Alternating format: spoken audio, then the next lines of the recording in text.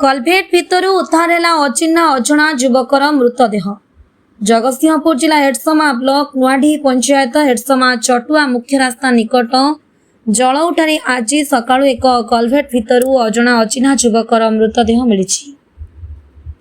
प्रथमे महिषी जगुआली माने महिषी नहीं जाउथिबा बेले नजर पड़िथिला सेही कलभेट भितरकु एक युवक मरी पड़िथिबा देखि निकटरे चिंगुड़ी घेरी करिथिबा मनोरंजन राउतंकु जणाइथिले। जाफल मनोरंजन राउत यहां देखि हेडसमा थाना को खबर देथिले। हेडसमा थाना खबर पाई तुरंत घटनास्थल में पहुंची स्थानीय लोकों को युवक विषय पचराउचरा करथिले। अग्निशम बाहिनी मध्य घटनास्थल में पहुंची युवकर मुह संपूर्ण खराब हो जाइथिला। युवक विषय सठिक खबर न मिल पारु पुलिस साइंटिफिक टीम को खबर देबा सह शव को व्यवस्थित करबा पई कुजंग को पठाइछि। अधिक तदंत जारी रहिछि। हेडसमारू कैलाश बेहरा रिपोर्ट समर्थ समाचार।